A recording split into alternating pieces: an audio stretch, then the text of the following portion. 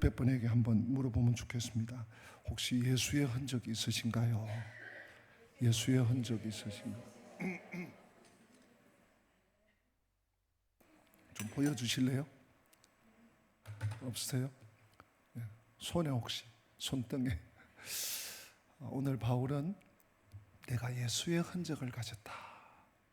예수의 흔적을 가졌다. 고난 얘기입니다. 고난. 뭐 표시 이런 의미도 조금 이따가 제가 원어 설명을 하겠지만 스티그마, 흔적, 표시, 표, 자국 이런 뜻인데요. 성도가 받는 고난은 그 고난으로 끝나는 게 아니에요. 쓸데없는. 제가 이번에 원섭이 아빠는 오신 것 같은데 엄마는 안 오셨나? 원섭이 지난주에 그 군대 간다고 축복기도 하고, 원섭아 군대 다 가는데 군대 허송세월 아니야. 너를 위해서 너 인생에 꼭 필요한 시간이야. 그러니까 잘 견디고 와라. 그런 덕담을 제가 했는데요. 제 경험을 비춰봐도 그렇습니다. 네. 군대에서 저희 때는 30개월 했으니까요. 30개월 해서 대학교 1학년 마쳤다고 28개월 반인데 또 88 올림픽 있다고 또 보름 더 해서 29개월을 채우고 나왔는데 29개월 거의 3년인데 이거 내 인생의 20대 초에 3년 이거 허송세월 아니더라고요. 예.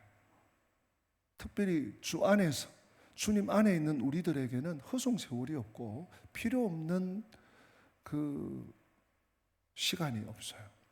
예. 필요 없는 시간이 없다는 얘기가 좀 어떻게 이해되실지 모르겠는데, 그래서 고난도, 성도가 받는 고난도 그냥 고난은 축복이다 이런 그냥 범상적인 말보다 성도에게 그 고난도요 정말 유익하고 필요하고 궁극적으로 그것이 복이구나, 하나님 그래서 허락하셨구나 하게 되는 것입니다. 이 갈라디아 교회는 바울이 전도해서 세운 교회입니다. 바울이 복음을 전해가지고 세운 교회고, 또 선교 여행 때마다 방문해서 잘 있나, 별일 없나, 잘하고 있나, 믿음이 좀 자랐나 이렇게 점검하던 특별한 교회입니다. 그런데 어느 날 어느 순간 갑자기 설며시 들어온 거짓 선생들, 소위 유대주의자들 때문에 그들이 할례를 받아야 진짜 유대인이 된다, 진짜 하나님의 권속이 된다, 식구가 된다, 막 이렇게 부추겼던 거예요. 그 정도가 아니고 더 나아가서 바울이 우리 교회를 세웠다 그러지만 그거 자기가 할 일이니까 한 거고, 바울 그 사람 사도인지 의심돼. 사도 맞아? 바울의 이 사도성 자체까지 의심을 했습니다. 어떻게 알죠, 우리가? 여러분, 갈라디아서 1장 1절, 바울이 이 서신 히브리서는 저자가 누군지 모르니까 빼더라도 바울의 저작으로 확실하게 인정된 것만, 또 바울 자신이 나 바울은 친필로 혹은 대필로 이렇게 기록된 서신이 13권입니다. 네. 이 갈라디아서 말고도 로마서, 고린도 전후서, 에베소, 빌립보, 골로새, 옥중에서 디모데 전후서, 디도서, 요한 서신을 빼고는, 공동 서신 몇 개를 빼고는 서신 거의 다 바울 서신이에요. 그런데 바울이 다른 서신에, 다른 12서신에 이렇게 시작을 하지 않습니다. 여러분, 갈라디아서 1장 1절 여러분 한번 보세요. 사람들에게서 난 것도 아니요, 사람으로 말미암은 것도 아니요, 오직 예수 그리스도와 그를 죽은 자 가운데서 살리신 하나님 아버지로 말미암아 사도된 나 바울이다. 아니, 1장 1절부터 이 얘기를 해요. 보통은 아무개 교회 성도들 그동안 평안했습니까? 나도 주 안에서 여러분들의 기도로 이렇게 지냈습니다. 은혜와 평강이 늘 함께하기 원합니다. 이렇게 인사말을 하면서 시작을 하는데, 바울이 갈라디아서는요 처음부터 퍼부어버리는 거예요. 어디다 대고 사돈이 아니니 이런 소리, 이딴 소리를 하고 있어 하면서요, 사람에게서 난 것도 아니고 사람으로 말미암아서 하나님 아버지 예수 그리스도로부터 온 사도다 이렇게 얘기를 할 정도로 좀 심각했던 거죠.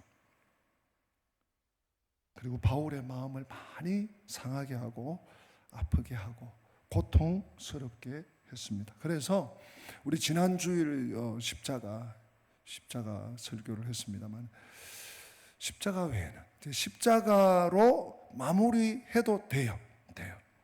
아무 문제가 없습니다. 근데 오늘 17절, 18절까지 갔습니다. 아마 제가 추측컨대는 이제 다 마쳤다. 마침표 딱 찍고 다 쓰고 나서 가만히 있어봐. 붓 가지고 다시 와 해서 좀 추가를 한 것 같아요. 이 부분을. 네. 오늘 17절에 이후로는 누구든지 나를 괴롭게 하지 말라.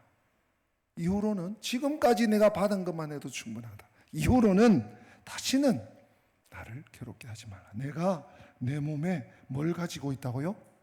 예수의 흔적을 지니고 있다. 예수님의 낙인이라는 의미도 있습니다. 네. 이 갈라디아 교회의 어리석음 때문에 바울이 많이 괴로웠다는 얘기죠. 이제는 그러지 마라. 그 이유가 사도 바울의 몸에 있는 예수의 흔적, 스티그마. 못자국일 수도 있고 고난의 흔적일 수도 있습니다. 원래 이 스티그마에는 노예나 가축에게 찍는 낙인의 의미가 있습니다. 낙인의 의미. 지금 좀 나오네요. 스티그마. 헬라 원어를 제가 드렸는데 한글에서 그게 잘 안 떠서 원어를 빼버렸습니다. 지난주 제가 확인을 안 했더니 지난주에 영어 스펠링이 나갔던 것 같아요. 스티그마입니다. 네. 스티그마의 뜻을 한번 읽어보실까요? 옆에 있는 거 같이. 찌른 자국, 표지, 낙인. 낙인 찍혔어.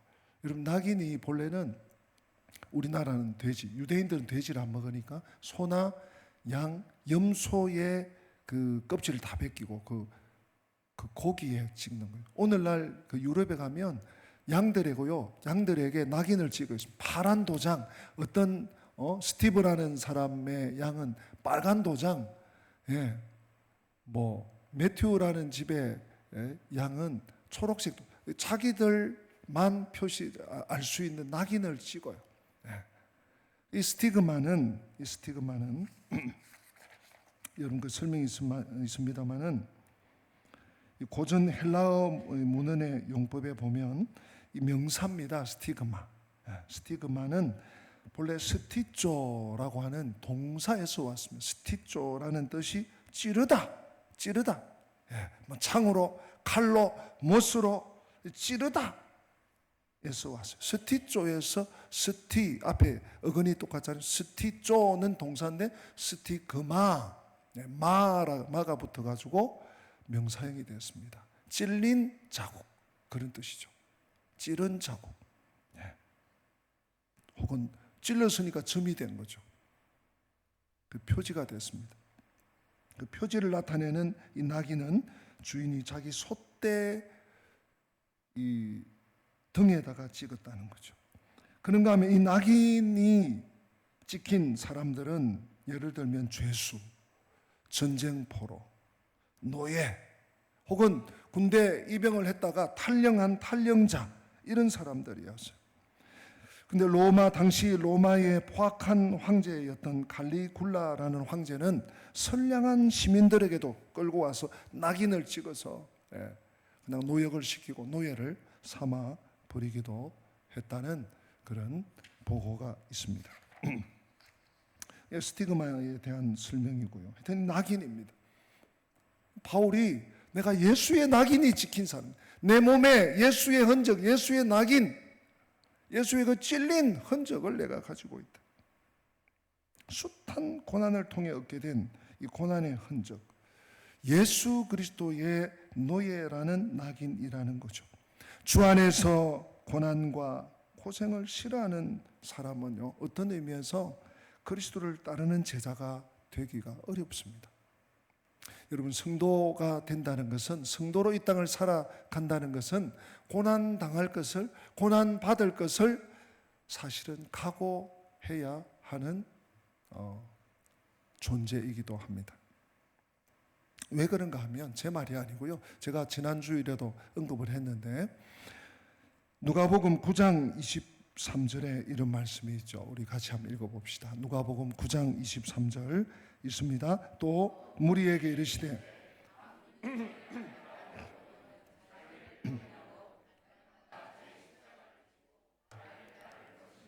아멘.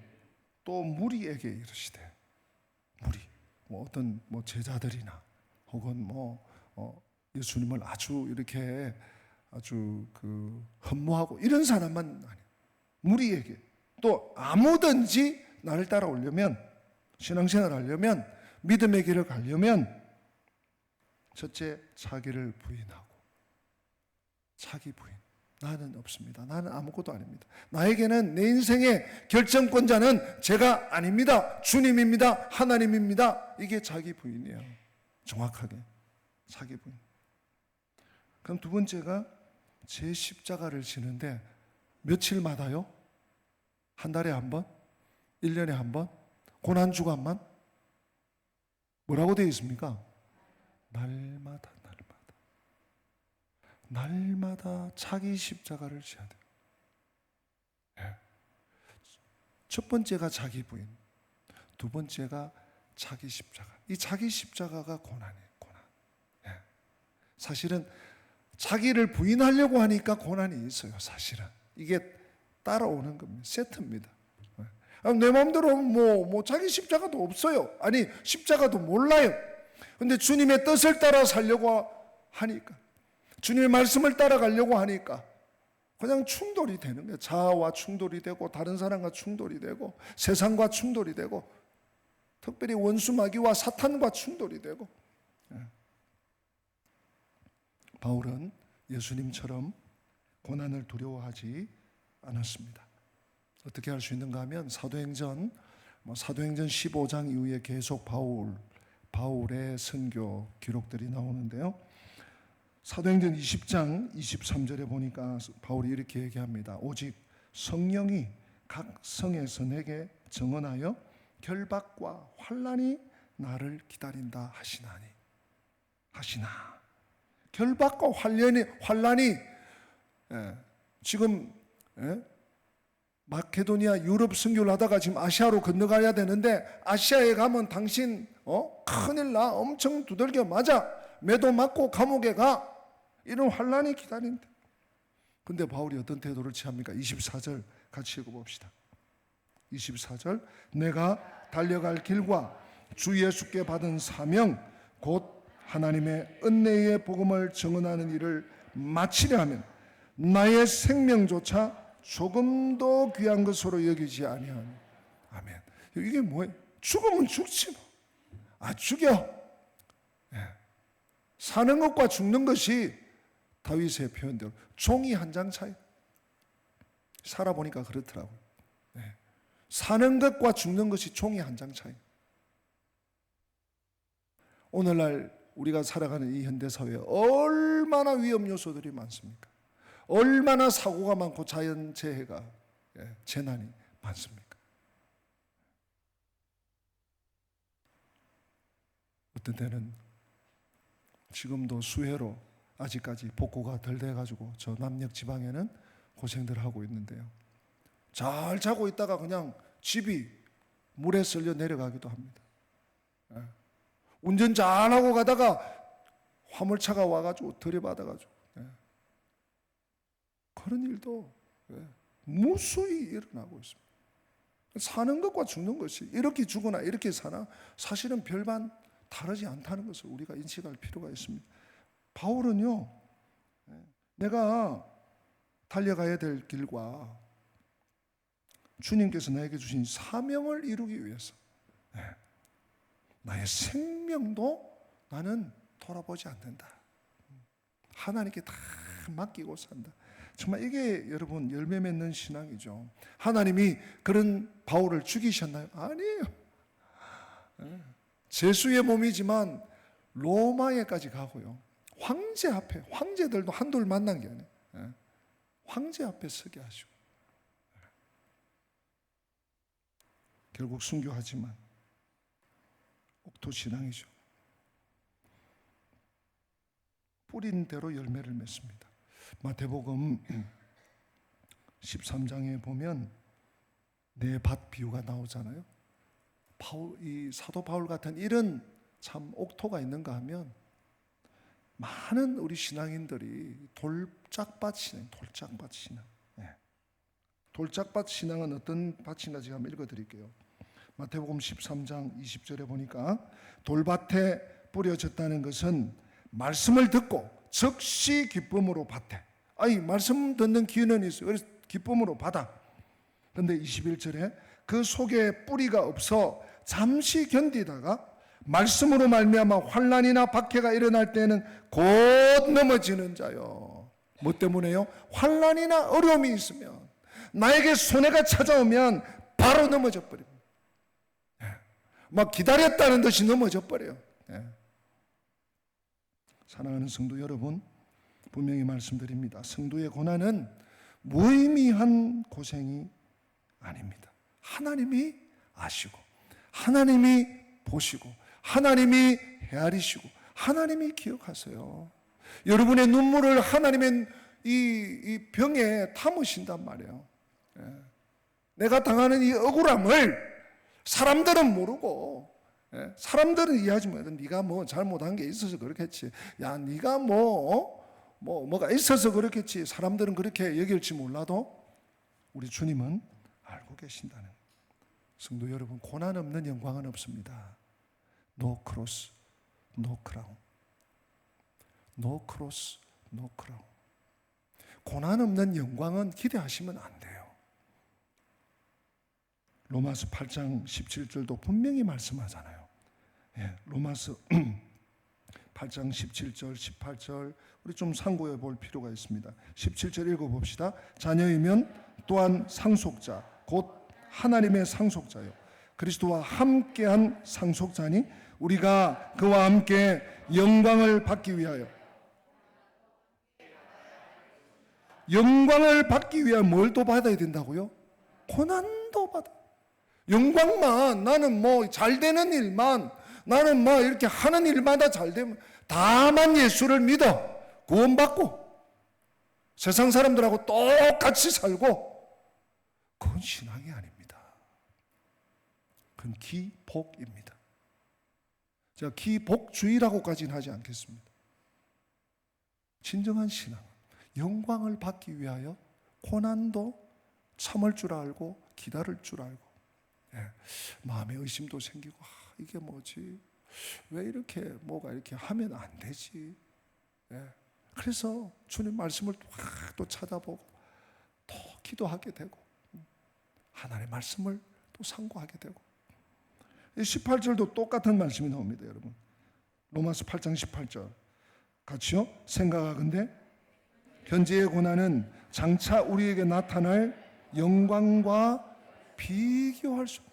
여러분 지금 고난 당하고 있습니다. 이건 작은 겁니다. 하나님께서 갚아주실, 하나님께서 우리가 상상하지도 못한, 우리가 꿈꾸지도 못한 것으로 갚아주신다. 심지도 않고 거두려고 하면 안 됩니다. 아니, 투자하지도 않고 제 몫을 받으려고 한다? 신앙을 떠나서도 도둑놈 심보 아닙니까? 자기는 아무것도 안 하고, 나한테 왜 돌아오는 몫이 없지? 왜 나는 이렇지, 뭐 투덜거리고 투정하고 뭐 계산만 해요. 이 세상적으로 말해도 이건 도둑놈 심보예요. 그리스도를 위한 고난은 최고의 보상으로, 최고의 보답으로, 가장 값진 것으로, 우리 오는 날인가 어제 그 새벽 본문이었나요? 왕관의 보석같이 하나님께서 성도를 왕관의 보석, 왕관만 해도 얼마나 참, 왕관을 받는 것만 해도 얼마나 감지되겠습니까? 그런데 왕관의 핵심, 보석같이 여겨주신 누구를? 고난을 인내하는 성도를, 진정한 하나님의 백성. 성도 여러분, 그리스도인의 고난은 축복입니다. 고난은 축복입니다. 그래도 나는 고난이 싫어요. 여러분 그런 눈치를 저한테 계속 보내시는데, 고난이 축복이래. 받아서 합시다. 고난은 축복이다. 좀 마음에 좀 껄끄러워도 하나님 말씀하시니까, 하나님 말씀하시니까. 이게 제 말이 아니잖아요. 자, 우리 마태복음 봅시다. 마태복음 5장 10절, 11절, 12절인데 여기에 고난에 대해서 우리 주님 뭐라고 하시는지 우리 주님이 직접 말씀하십니다. 우리 10절 읽어봅시다. 의를 위하여 박해를 받는 자는 복이 있나니 천국이 그들의 것입니다. 천국이 그들의, 천국을 소유하게 됩니다. 의를 위하여, 예수님을 위하여, 복음을 위하여, 하나님 나라를 위하여, 교회를 위하여, 하나님이 사랑하는 그 누구, 영혼을 위해서 내가 손해보고, 내가 모함당하고, 내가 고난받고 박해받으면 천국을 하나님께서 소유로. 11절은 또 뭐라고 합니까? 11절 같이요. 나로 말미암아 너희를 욕하고 박해하고 거짓으로 너희를 거슬러 모든 악한 말을 할 때에는 너희에게 복이 있나니. 보세요 여러분, 세상이 혹은 믿음의 어떤 누가 지금 아직 믿음이 깊지 않아서 막 자꾸 깐죽거리고 여러분을 힘들게 하면, 그래 욕 많이 해주십시오. 네, 고맙습니다. 그게 복이 될 줄 압니다. 11절에 주님이 이렇게 약속하시다니, 나로 말미암아 너희를 욕하고 박해하고 거짓으로 너희를 거슬러 모든 악한 말을 할 때 너희에게 복이 있다. 여러분, 일반인이 좀 힘께나 쓰는 사람이 너에게 복이 있다. 그래도 복이 있는데 만물의 주인 되시는 우리 주님이 너한테 복이다. 너한테 복이다. 자, 12절 한 번 더 읽어봅시다. 12절 기뻐하고 즐거워하라. 하늘에서 너희의 상이 큼이라. 너희 전에 있던 선지자들도 이같이 박해하였니. 아멘. 여러분, 의를 위해, 주님을 위해, 주님 나라 위해, 복음을 위해, 교회를 위해 여러분들이 욕받으면 어디 반열에 올라간다고요? 선지자 반열에 올라가. 선지자 반열. 선지자 반열.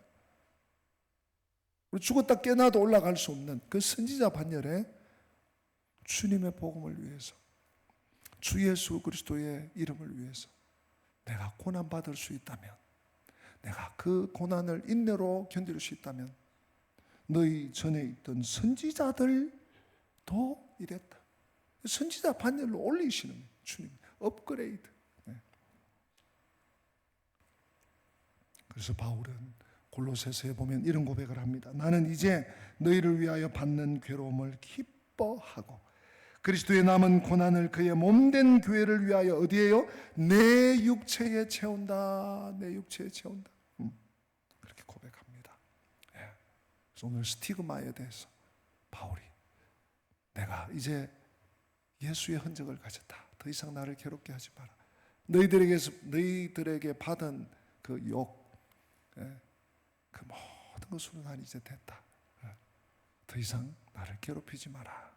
그랬고요. 그 다음 18절, 오늘 마지막 갈라디아서 6장 제일 마지막 말씀이 18절인데요.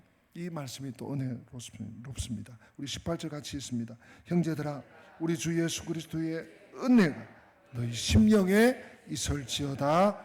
아멘. 이게 무슨 얘기예요? 주 예수 그리스도의 은혜가 너희 심령에 있기를 바울이 단순히 축원하는 내용이 아니에요.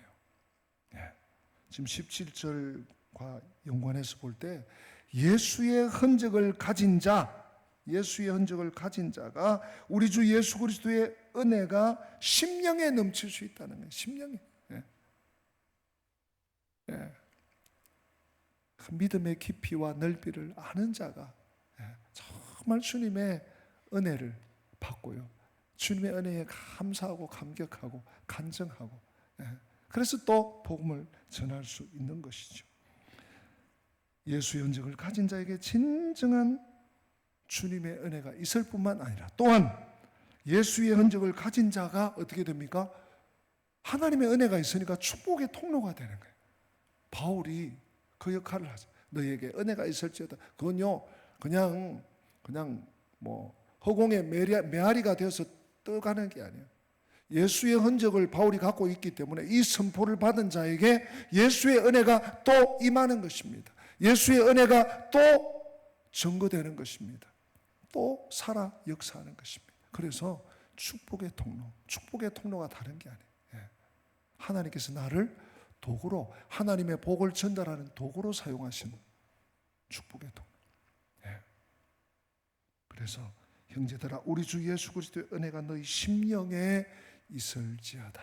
예수의 흔적을 가진 자가 이 은혜를 누릴 수 있고, 이 은혜를 나눌 수 있고, 이 은혜를 세상에 증가할 수 있다. 그렇게 오늘 갈라디아서가 끝나고 있습니다. 바라기는 오늘 일부 예배 나오신 우리 영광 가족들 한 분 한 분이 이 예수의 흔적을 소유하기를 축복합니다. 이미 가진 분들도 계시고요. 이제 막 흔적이 지금 막 새겨지는 분들도 계시고요.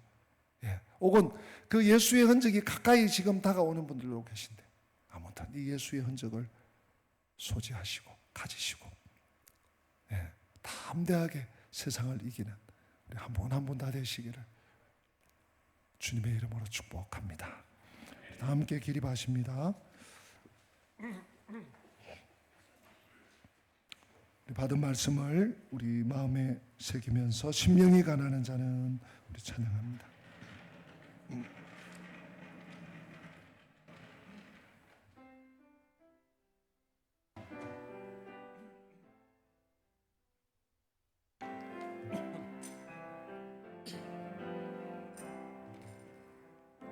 심령이 가난한 자는 천국이 저희 것이요,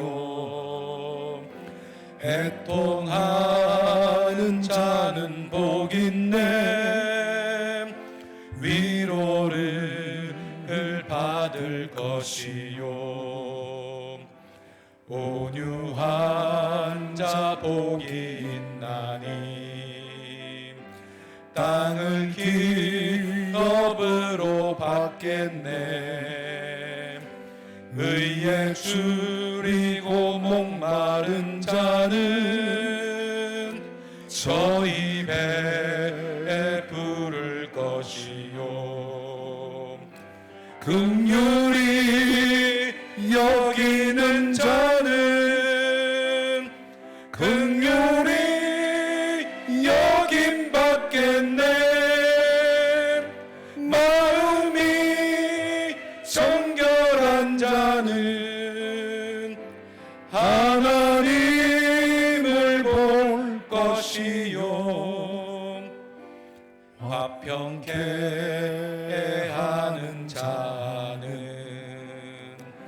하나님의 아들이라 일컫네. 의를 위하여 핍박받는 자 천국이 저희 것임이라. 천국이 저희 것이라.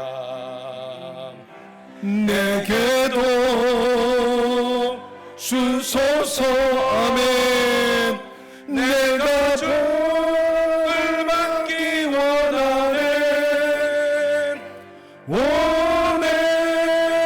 주 의여 주소서. 아멘.